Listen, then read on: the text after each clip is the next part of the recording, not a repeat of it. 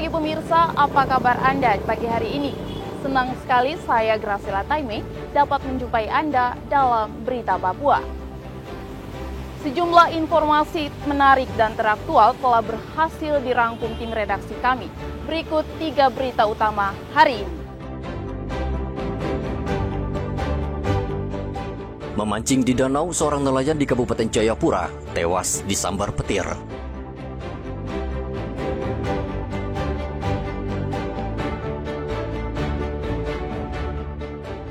Hujan selama 2 hari, jalan distrik Waris Kabupaten Kerom tertimpa longsor.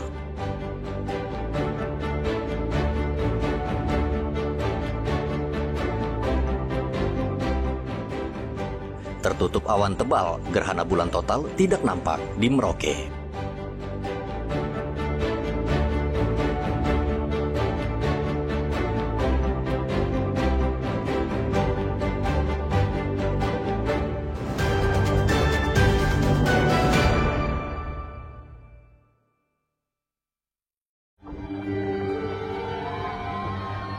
Setelah mencari selama 1 hari, akhirnya tim SAR Kabupaten Jayapura menemukan jasad Edison Yoku, nelayan yang tenggelam di Danau Sentani pada hari Sabtu pekan lalu. Edison Yoku tenggelam di Danau Sentani setelah disambar petir. Korban saat itu sedang memancing di tengah cuaca hujan. Tiba-tiba petir menyambar mengenai tubuh korban dan ia terjatuh lalu tenggelam. Keluarga korban berusaha mencarinya, namun tidak berhasil. Akhirnya mereka melapor ke tim SAR untuk meminta bantuan. Jasad Edison Yoku langsung dibawa ke Rumah Sakit Yowari, Kabupaten Jayapura. Senin kemarin, jenazah sudah dimakamkan di TPU Sentani, Kabupaten Jayapura. Riantonai melaporkan dari Kabupaten Jayapura, Papua.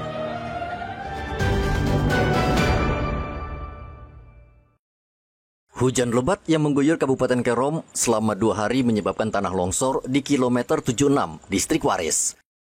Material longsoran sempat menutup akses jalan dan mengganggu aktivitas warga. Jalan sempat terputus selama 1 hari. Pada hari Senin, polisi dibantu warga setempat membersihkan materi longsor yang menutupi jalan. Kabak Ops Polres Kerom, AKP Agustianto, mengatakan pembersihan material longsoran dilakukan selama 2 jam dan akses kendaraan berhasil dibuka. Kami menunggu sampai hujan reda dan kami mendatangi TKP longsor dan pohon tumbang itu. Kami bahu-membahu dengan anggota Polres Kerom dengan cara manual, kita potong menggunakan parang seadanya dan kita tarik menggunakan sling trek sehingga dapat meminggirkan pohon besar yang melintang.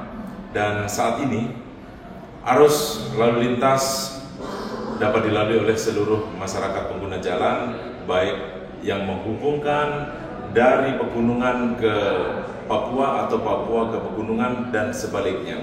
Dan juga untuk masyarakat Kerom sendiri yang akan melintas baik dari Waris ke Arso atau dari Arso ke Waris sudah mulai dapat terbuka, berjalan dengan lancar. Polisi mengimbau warga waspada dengan cuaca buruk yang terjadi karena setiap saat bisa terjadi longsor, baik di jalan raya maupun di pemukiman.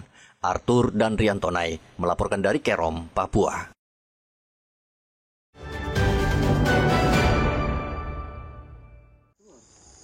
Polisi saat ini gencar memberantas peredaran minuman keras di Merauke, Papua Selatan. Pada hari Minggu, polisi menggerebek lokasi penjualan minuman keras oplosan di kawasan permukiman padat penduduk, Pasar Baru Mopah, Merauke. Kali ini penjual minuman keras menggunakan modus yang berbeda untuk mengelabui petugas. Mereka tidak menyiapkan botol minuman di dalam rumah, melainkan di semak-semak dengan menggunakan karung.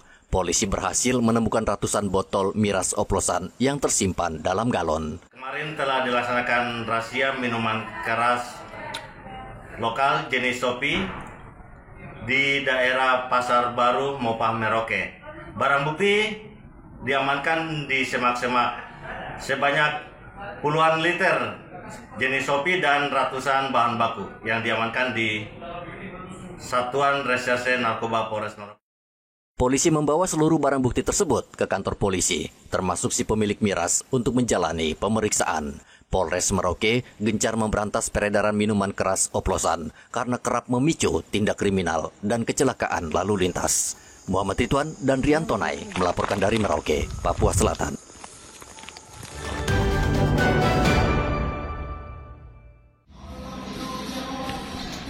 Warga dan mahasiswa di Manokwari, Papua Barat pada hari Senin resmi menyerahkan petisi tanda tangan sebagai bentuk dukungan moral terhadap Kompol Kosmas Kajugai yang dipecat dengan tidak hormat dari Kepolisian Republik Indonesia. Petisi tanda tangan ini diterima Wakapolda Papua Barat, Brigjen Yosi Muhammarta. Puluhan warga dan mahasiswa meminta Kapolri, Jenderal Listio Sigit Prabowo untuk meninjau kembali putusan pemecatan Kompol Kosmas Kajugai yang di PTDH dari institusi Polri.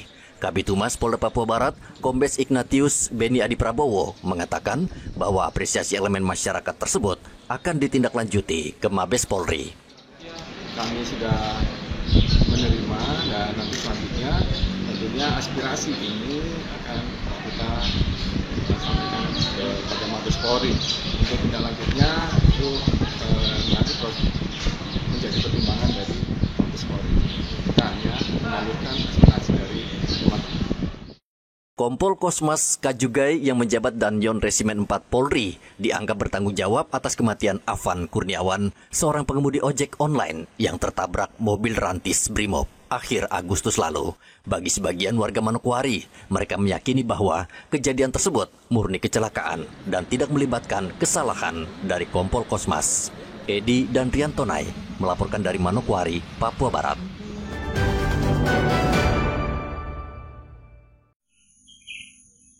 Fenomena gerhana bulan total yang terjadi Senin kemarin merupakan fenomena langka. Di sebagian wilayah, gerhana bulan terlihat dengan jelas, namun sebagian lagi tidak nampak. Warga di Merauke, Papua Selatan sempat mengamati fenomena ini pada Senin dini hari. Cahaya bulan yang awalnya terang perlahan redup tertutup bayangan bumi. Tidak seperti gerhana matahari, masyarakat kurang tertarik mengamati gerhana bulan ini karena terjadi pada malam hari, sehingga tak banyak warga yang menyaksikan fenomena ini. Ada gerhana bulan total ya? Enggak sempat lihat, Pak Ustaz? Enggak sempat. Infonya sudah dapat, saja untuk lihatnya sendiri saya enggak sempat lihat. Oh, enggak sempat lihat. Istirahat. Oh, iya. Gerhana bulan total mencapai puncaknya pada pukul 3:10 dini hari dengan durasi sekitar 1 jam 26 menit. Sayangnya, kondisi cuaca di Merauke menyebabkan fenomena ini tidak bisa diamati dengan jelas. Gerhana bulan total ini bisa terjadi 1 hingga 2 kali dalam setahun dan bisa diamati di mana saja di sisi malam bumi. Muhammad Ridwan dan Rian Tonai melaporkan dari Merauke, Papua Selatan.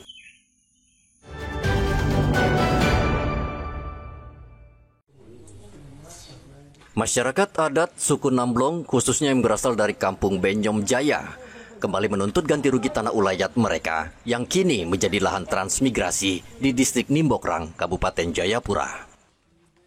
Perwakilan masyarakat Namblong menyampaikan keluhan tersebut kepada Wakil Ketua 3 DPR Kabupaten Jayapura, Nelson Yehosua Ondi.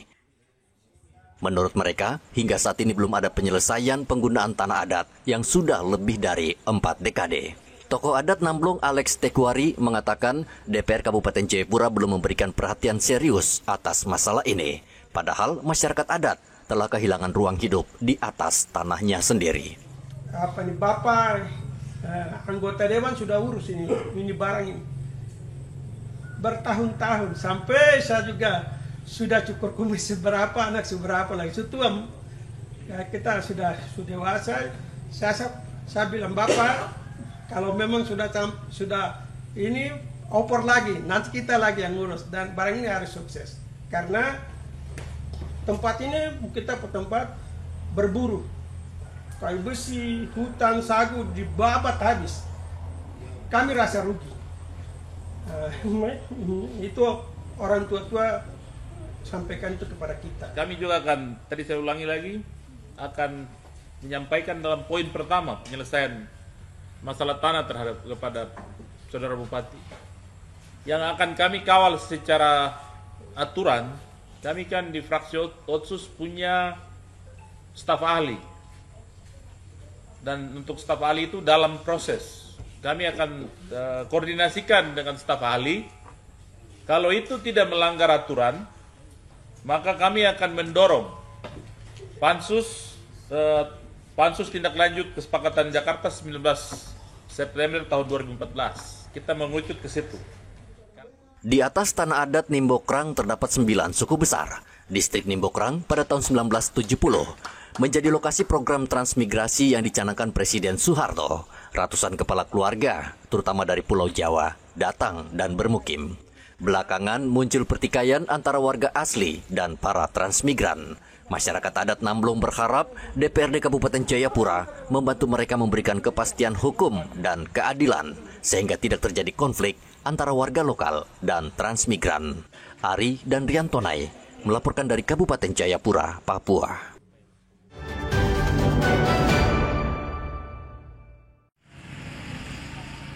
PT Telkom kembali mengeluarkan pemberitahuan pemadaman sementara jaringan internet di Merauke selama beberapa hari ke depan. Pemadaman berlangsung 2 tahap, yakni hari ini pada pukul 11 malam hingga 10 September pukul 10 malam. Kemudian pemadaman kedua terjadi pada tanggal 12 September pukul 11 malam hingga tanggal 14 September 2025 atau selama 2 hari.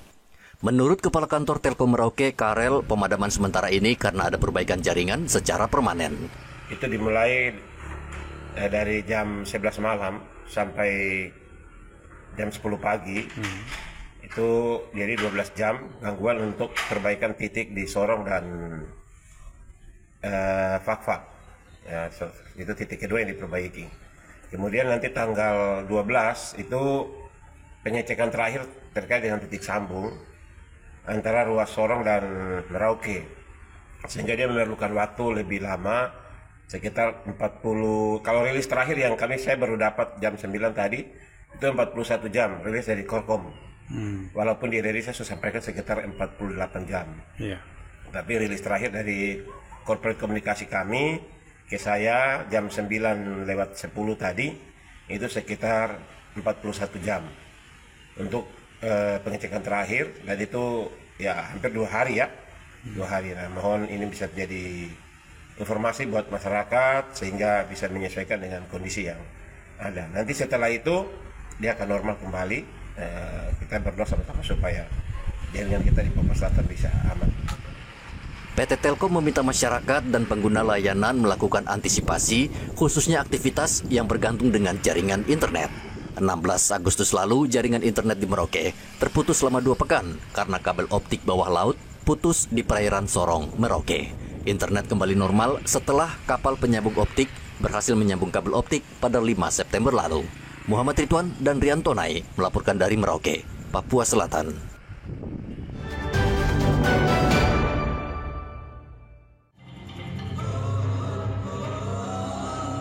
Ratusan siswa di Merauke memeragakan tarian khas Papua, mulai dari tarian suku-suku di Merauke, Asmat hingga Bovendigul di Aula RRI Kabupaten Merauke pada hari Minggu.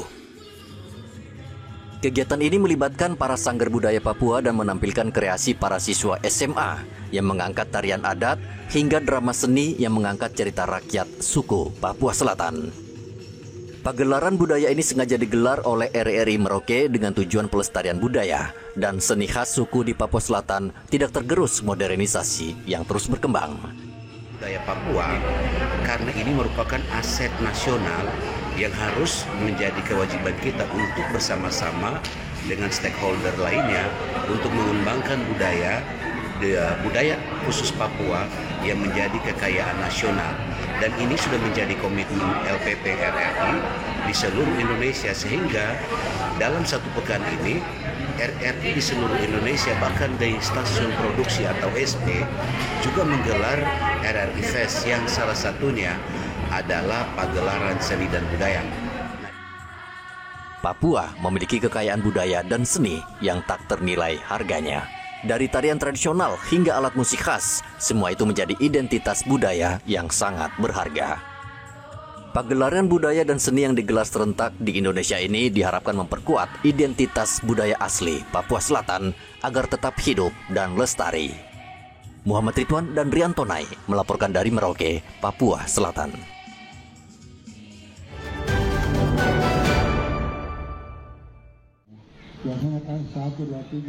Pemerintah Provinsi Papua Barat bersama berbagai elemen masyarakat, tokoh agama dan tokoh adat melakukan deklarasi Papua Barat Damai. Deklarasi Papua Barat Damai dilakukan setelah melihat kondisi unjuk rasa yang terjadi di berbagai daerah pada akhir Agustus lalu. Deklarasi damai diawali dengan jalan santai bersama warga dan tokoh agama serta adat melintasi jalan protokol Kota Manokwari. Pemerintah daerah mengajak masyarakat menjaga persatuan dan kesatuan sehingga tidak terpecah belah. Gubernur Papua Barat, Domingus Mandacan, mengapresiasi para pemuda, mahasiswa, dan seluruh masyarakat yang berpartisipasi. Ia mengingatkan Manokwari adalah kota Injil sehingga harus menjadi teladan dalam menjaga kerukunan antar suku, ras, dan agama. Yang sekarang kita jaga itu orang yang kita tidak kenal. Ya. Kita tidak kenal, kita melihat baik-baik untuk jalan dalam damai-damai. Tapi hari ini tetap damai ya. Tapi ada pihak-pihak lain yang punya kepentingan untuk kelompoknya, pribadinya, baik di tingkat daerah, bahkan juga dari luar. Ya, mereka lihat kita di tanah Papua, khususnya Papua Manokwari, selama ini kita rukun damai-damai saja. Gubernur mengimbau masyarakat Papua Barat menolak provokasi tindakan anarkis, kekerasan, serta berita hoaks dan ujaran kebencian. Gubernur juga mendukung Polri dan TNI menjaga keamanan dan menindak tegas pelaku yang mengganggu keamanan. Edi dan Rian Tonai melaporkan dari Manokwari, Papua Barat. Pemirsa, informasi tadi sekaligus mengakhiri jumpa kita dalam Berita Papua. Saya Graciela Taime mewakili seluruh kru kerabat kerja yang bertugas menyampaikan terima kasih. Selamat beraktivitas. Sampai jumpa. Wanyambe.